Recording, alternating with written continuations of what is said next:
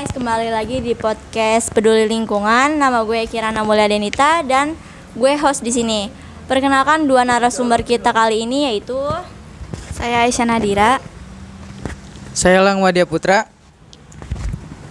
Oke, gimana nih kabarnya? Baik. Alhamdulillah sih baik. Oke, jadi kita langsung ke pembahasan aja kali ya. Tapi penonton udah pada tahu belum nih kalau misalkan kita di sini itu pengen ngebahas tentang perubahan iklim. Jadi tolong didengarin baik-baik ya. Oke, lanjut ke pertanyaan ya. Gue pengen tahu dulu deh, apa sih perubahan iklim itu? Perubahan iklim mengacu pada perubahan jangka panjang dalam suhu dan pola cuaca. Pergeseran ini terjadi secara alami melalui siklus matahari. Namun pada tahun 1800-an, manusialah menjadi penyebab perubahan iklim akibat pembakaran fosil yang berupa batu bara, minyak, dan gas.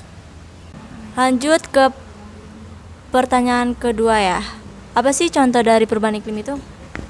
Jadi contoh perubahan iklim itu kenaikan suhu global, perubahan pola curah hujan, pencairan es di kutub. Juga kenaikan air di permukaan laut, peningkatan bencana alam, juga pergeseran pada zona iklim. Oke, jadi ada 6 contoh ya dari perubahan iklim. Udah tahu nih dari arti perubahan iklim dan contoh-contoh perubahan iklim. Sekarang gue mau tahu dampak positif dari perubahan iklim itu apa sih? Nah, jadi dampaknya yang pertama itu peningkatan produktivitas pertanian akibat suhu dan pola cuaca yang menguntungkan. Nah, yang kedua itu ada peningkatan hasil tangkapan ikan akibat pola migrasi ikan. Nah, dampak positif yang ketiga itu penurunan biaya pemanasan di wilayah beriklim dingin. Nah, yang terakhir itu peningkatan pertumbuhan hutan di beberapa wilayah. Nah, jadi lu juga tahu gak apa dampak negatif dari perubahan iklim juga? Dampak negatif dari perubahan iklim yang pertama adalah terancamnya ekosistem dan keanekaragaman hayati. Yang kedua, kenaikan air laut yang mengancam wilayah pesisir. Yang ketiga, juga ancaman untuk manusia karena penyakit yang menular. Gue juga mau tahu nih penyebab utama dari perubahan iklim itu apa ya? Nah, jadi penyebab utama perubahan iklim itu jejak karbon. Jejak karbon merupakan emisi gas rumah kaca yang dihasilkan dari berbagai aktivitas manusia. Nah, contohnya itu transportasi. Terus jejak karbon ini apa sih sampai-sampai dia bisa jadi penyebab utama dari perubahan iklim? Jejak karbon dapat dihasilkan oleh setiap individu berupa negara, organisasi, bahkan sebuah produk. Sedangkan emisi gas rumah kaca adalah karbon dioksida, nitrogen, dan metana, berupa juga gas-gas yang lain.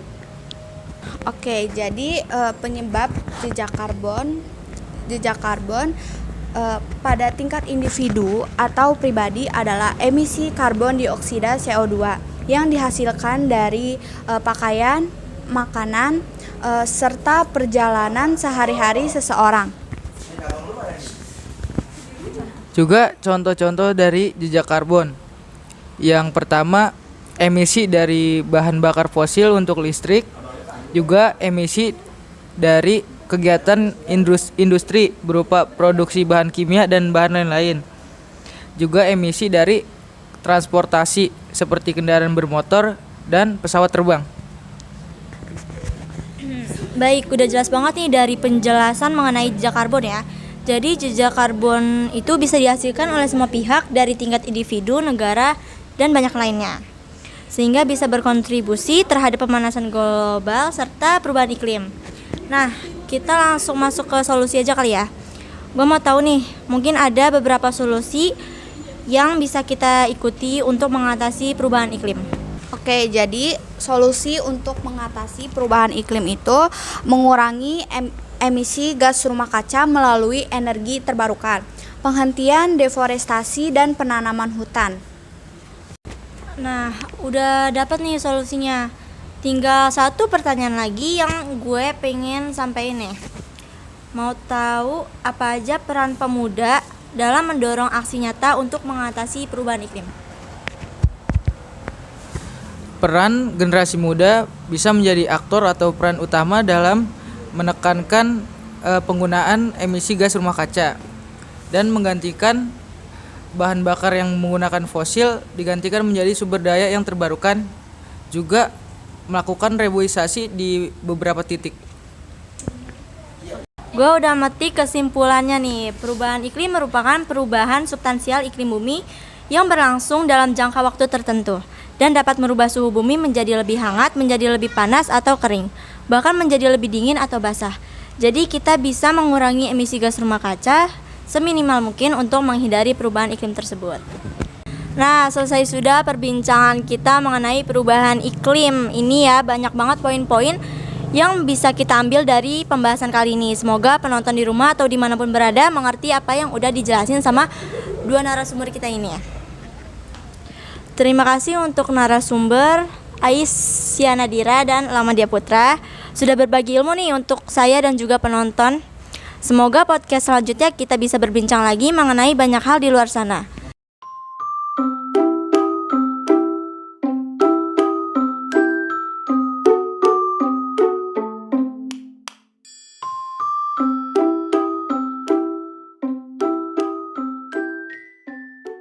Terima kasih nih buat Aisyah dan Lang udah berbagi ilmu tentang perubahan iklim. Semoga kedepannya kita bisa lebih bahagia. Guys, amin. Ya, terima kasih. Dadah. Udah.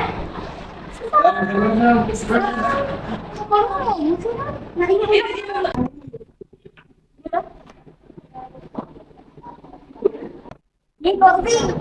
Tadi nggak bilang masih lanjut, gue gitu aja.